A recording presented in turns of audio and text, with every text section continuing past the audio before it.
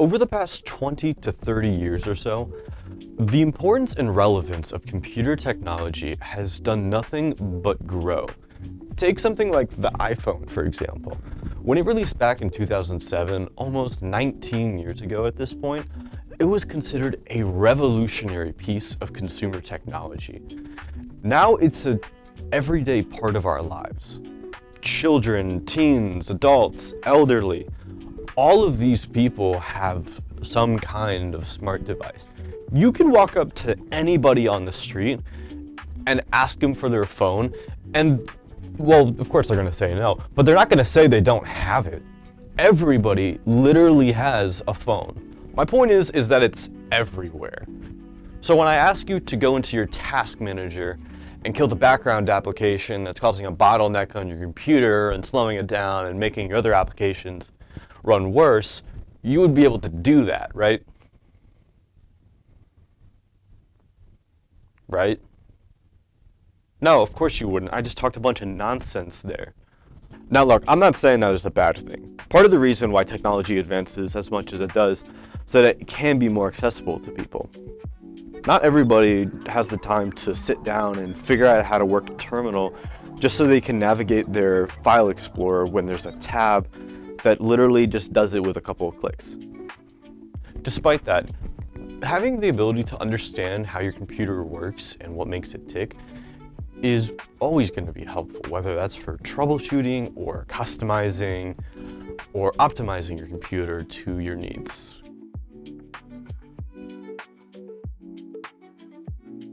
Alright, how am I going to record this when I have a green screen to look at? Now, you might be asking yourself, what even is a computer?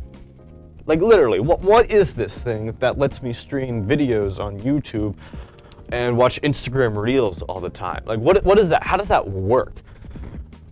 One answer, silicon. What is silicon? It is the fundamental for the computer chips that make up your computing device. Now I won't go into too much depth just for simplicity's sake. But basically what happens is silicon is refined to a 99% pure form, whereas it is then sliced into very thin wafers for a machine to laser on the circuit board. Those wafers are then cut up even smaller into the individual chips that are placed onto your computer parts. But Owen, what are these computer parts that you're talking about? Where did the chips go? Well, there are 5 main components to your computer that use these chips. First one is your motherboard. This essentially acts as the body to your computer. It's what everything else connects to and uses it basically as a hub for communicating with the other much more important parts. Now, the most important part of your computer is going to be the CPU, which stands for Central Processing Unit. Now, essentially what this part does is act as the nervous system or the brain of your computer. Any command that you give your computer, whether that's a click, opening an application, or sending a line of code, it's all processed by the CPU. Now the next part is the SSD, and this is probably what most people are familiar with, since this is where everything on your computer is stored digitally in a sense. All your photos, videos, applications, even your operating system are all stored on the SSD. Now, these 2 sticks up in the top right corner of your computer, this is what's known as RAM. And to keep it simple, it essentially acts as a middleman between your CPU and your SSD. Since a CPU can't process all of the information that an SSD holds at once, RAM eases this process up by selecting some of the information and whatever is needed at that moment, and then presents it to the CPU. Now, this last part is technically optional, but there's so many applications and functionalities that your computer does that benefit from having this part, and that is the GPU, which stands for the Graphics Processing Unit.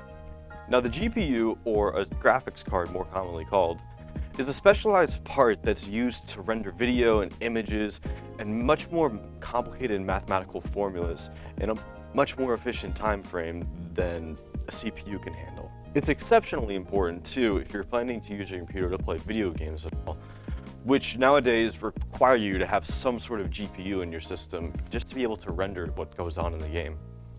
but it's also used in high-level rendering and editing, as well as AI training now. So yeah, that's pretty much it. Your motherboard, CPU, SSD, RAM, and graphics card. 5 main components that make up a computer. Now there are other parts, such as Wi-Fi cards or expansion slots, but typically those are reserved only for computers that you build yourself. And if you're buying one straight up, then you're not really gonna have to worry about that. Everything's already built into it. And yeah, that's basically all I got to tell you. If you didn't get a lot of it, then I don't blame you. It can be a lot to take in. So just, I don't know, rewatch it. I don't know. I don't know what to tell you. Computers are a complicated topic. There's no getting around it. In any case, though, I hope you learned something today. I'll probably be making more episodes like this, focusing on different aspects of the world of computers. And just, I don't know, talk about it. I like talking about it. So yeah, thank you all for watching, and I will see you next time. Take care.